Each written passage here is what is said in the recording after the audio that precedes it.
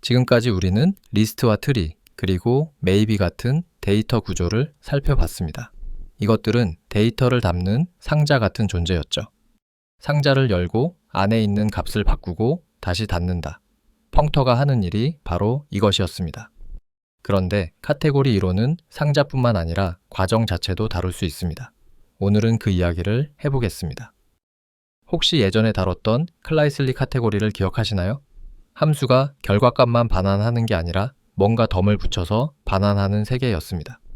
그 중에서도 라이터라는 것이 있었죠. 계산 결과와 함께 로그 메시지를 같이 돌려주는 녀석이었습니다. 오늘의 핵심은 바로 이겁니다. 이 로그를 남기는 과정 자체가 펑터라는 사실이죠. 실제 프로그래밍 상황을 떠올려 봅시다. 여기 두 종류의 함수가 있습니다. 위쪽의 스퀘어는 평범한 함수입니다. 정수를 받아서 정수를 돌려주죠. 예를 들어 5를 입력하면 25가 나오는 식입니다. 아래쪽의 스퀘어 로그는 좀 특별합니다. 결과값뿐만 아니라 무슨 계산을 했는지 로그까지 함께 돌려줍니다. 그래서 반환 타입이 튜플입니다. 첫 번째는 계산 결과인 int, 두 번째는 로그 메시지인 스트링이죠. 자, 여기서 문제가 생겼습니다. 숫자 100 그리고 computed 100이라는 결과가 있는데 숫자 100을 문자열 100으로 바꾸고 싶습니다. 그런데 로그 메시지는 그대로 유지하고 싶거든요. 매번 튜플을 분해하고 다시 조립해야 할까요? 아니면 더 우아한 방법이 있을까요? 복잡한 증명에 들어가기 전에 먼저 직관적으로 생각해 보겠습니다. 라이터 타입의 정의를 다시 봅시다. 라이터 A는 그냥 A와 스트링 튜플입니다. 어떤 값 A와 문자열을 묶어 놓은 거죠. A와 스트링이라고요. 이거 뭔가 익숙하지 않습니까? 이전 시간에 배운 프로덕트 바이 펑터, 즉 두 값을 묶는 튜플 AB와 똑같은 구조입니다. 차이점이라면 두 번째 자리가 항상 로그 문자열, 즉 스트링으로 고정되어 있다는 것뿐입니다. 우리는 튜플이 펑터라는 걸 이미 알고 있습니다. 그러니까 라이터도 당연히 펑터일 수밖에 없는 겁니다. 방금은 직관적으로 이해했는데 이번엔 좀 더 깊이 접근해 보겠습니다. 클라이슬리 카테고리에서 f맵을 직접 만들어내는 방법이 있습니다. 클라이슬리 카테고리를 이루는 두 가지 핵심 재료가 있습니다. 화면을 보시죠. 첫 번째는 return입니다. 평범한 값을 라이터라는 포장지로 감싸주는 함수죠. 두 번째는 PC 연산자라고 부르는 연산자입니다. 물고기 모양 같아서 붙은 이름인데 두 함수를 연결해주는 역할을 합니다. 놀라운 건 이 두 가지 재료만으로 f맵을 만들 수 있다는 겁니다. 어떻게 가능한지 살펴보겠습니다. 먼저 return 함수의 코드를 보겠습니다. 정말 단순합니다. 어떤 값 x를 받으면 그 값과 빈 문자열을 묶어서 튜플로 만듭니다. 예를 들어 return 5를 호출하면 숫자 5, 그리고 빈 문자열이 나옵니다. 값 5와 빈 로그가 붙은 거죠. 쉽게 말해 아직 아무 계산도 안 했으니 로그도 비어있다는 의미입니다. 순수한 값을 라이터 세계로 입장시키는 관문 같은 거죠. 다음은 PC 연산자입니다. 화면의 타입이 복잡해 보이죠? 천천히 풀어보겠습니다. 이 연산자는 두 개의 함수를 받습니다. 둘 다 결과에 로그가 붙어서 나오는 특별한 함수들이죠. 첫 번째 함수는 A를 받아서 결과와 로그를 내놓고 두 번째 함수는 그 결과를 받아서 또 다른 결과와 로그를 내놓습니다. PC 연산자의 마법은 여기에 있습니다. 이 두 함수를 연결해서 하나의 함수처럼 만들어줍니다. 게다가 첫 번째 로그와 두 번째 로그를 자동으로 합쳐주기까지 합니다. 로그 관리를 알아서 해주는 거죠. 자, 이제 진짜 재미있는 부분입니다. f맵을 직접 만들어 볼 겁니다. 우리의 목표를 명확히 해보겠습니다. f맵은 뭘 하는 녀석이었죠? 평범한 함수 f를 받아서 라이터 안에 있는 값을 변환하는 함수를 만드는 겁니다. 로그는 건드리지 않고 값만 바꾸는 거죠. 근데 우리 손에 있는 도구는 return과 PC 연산자뿐입니다. 이 두 개로 어떻게 f맵을 만들 수 있을까요? 정답은 이겁니다. 처음 보면 좀 이상해 보일 수 있는데 하나씩 뜯어보겠습니다. id는 뭘 받든 그대로 돌려주는 함수입니다. 아무것도 안 하는 함수죠. 오른쪽의 람다 함수는 값 x를 받아서 f를 적용하고 그 결과를 return으로 라이터에 넣습니다. 이 두 함수를 PC 연산자로 연결한 겁니다. 근데 여기서 살짝 트릭이 있습니다. PC 연산자의 타입 시그니처에서 A는 그냥 타입 변수입니다. 아무 타입이나 될 수 있죠.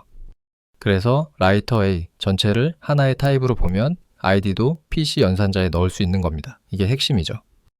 말로만 하면 헷갈리니까 실제로 어떻게 흘러가는지 따라가 보겠습니다. 예를 들어 10 그리고 로그라는 라이터 값이 있다고 해보겠습니다. 숫자 10과 로그 문자열이 묶여 있죠. 1단계에서는 이 값이 id 함수를 통과합니다. id는 아무것도 안 하니까 10 그리고 로그 그대로 나옵니다. 2단계에서는 PC 연산자가 이 튜플을 받아서 쪼갭니다. 값 10은 따로, 로그는 따로 보관해 둡니다. 3단계에서는 값 10만 람다 함수로 들어갑니다. 거기서 f가 10을 다른 값으로 바꾸고 리턴이 빈 로그와 묶습니다. 4단계에서는 PC 연산자가 아까 보관해둔 로그와 새로운 빈 로그를 합칩니다. 결과는 로그가 되죠. 결국 값은 바뀌었는데 로그는 그대로 유지됐습니다. 바로 이게 f맵이 하는 일입니다. 방금 복잡하게 유도한 게 정말 맞는 건지 검증해 보겠습니다. 만약 우리가 f맵을 직접 직관적으로 구현한다면 어떻게 생겼을까요? 화면에 있는 코드가 바로 그겁니다. x와 로그 튜플을 받아서 x에만 f를 적용하고 로그는 그대로 두는 거죠. 정말 단순하죠? 그런데 놀라운 건 아까 id랑 PC 연산자로 만든 복잡한 버전이랑 결과가 완전히 똑같다는 겁니다. PC 연산자가 튜플을 풀고 로그를 합치고 다시 포장하는 모든 작업을 알아서 해준 겁니다. 즉, 클라이슬리 카테고리의 도구들로 펑터의 f맵을 만들어낼 수 있다는 게 증명된 거죠. 자, 여기서 두세 개가 어떻게 연결되는지 보시죠. 화면에 표가 있습니다. 왼쪽은 클라이슬리 3개, 오른쪽은 펑터 3개입니다. 클라이슬리에서 꾸며진 값인 라이터 A는 펑터에서는 컨테이너입니다. 같은 개념의 다른 이름이죠. 값을 감싸는 리턴은 펑터에서 값을 컨테이너에 넣는 것과 같습니다. 그리고 가장 중요한 것, PC 연산자는 펑터의 매핑 기능 자체를 담당합니다. 이게 뭘 의미하냐면 클라이슬리 카테고리가 있으면, 다시 말해 모나드가 있으면 거기서 자동으로 펑터가 나온다는 겁니다. 모나드는 펑터보다 더 강력한 구조라는 뜻입니다. 펑터를 품고 있는 거죠. 여기서 재미있는 이야기가 하나 더 있습니다. 공짜 정리라고 불리는 개념입니다. f맵은 어떤 타입에 대해서도 동작해야 합니다. 정수든 문자열이든 사용자가 만든 타입이든요. 그 말은 f맵 입장에서는 값이 뭔지 알 수 없다는 뜻입니다. 그냥 블랙박스처럼 다뤄야 하죠. 값이 뭔지 모르니까 더하거나 빼거나 비교할 수도 없고 새로운 값을 만들어낼 수도 없습니다.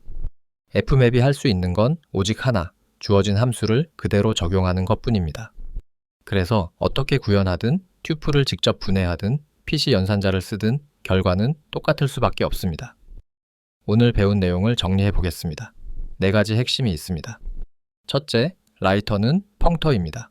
값과 문자열을 묶은 튜플이니까 우리가 아는 프로덕트 펑터랑 같은 구조죠. 둘째, 클라이슬리 카테고리의 두 재료, 리턴과 PC 연산자만으로 f맵을 만들 수 있습니다. 셋째, PC 연산자가 튜플 분해, 로그 합치기, 재조립 같은 복잡한 작업을 다 해줍니다. 우리는 변환 함수만 주면 됩니다. 넷째, 타입의 다형성 때문에 f맵 구현은 단 하나입니다. 어떻게 만들든 결과는 같을 수밖에 없죠. 지금까지 f맵은 항상 A에서 B로 가는 함수를 받았습니다. 화살표가 한 방향으로만 갔죠. A를 B로 바꾸는 것이었습니다. 근데 만약 화살표가 반대로 향하면 어떨까요? B에서 A로 가는 함수가 필요한 상황 말입니다. 이상하게 들리죠? 그런데 이런 게 실제로 존재합니다. 이걸 콘트라베리언트 펑터, 우리말로 반공변 펑터라고 부릅니다. 다음 영상에서는 이 신기한 거울 세계를 탐험해 보겠습니다. 감사합니다.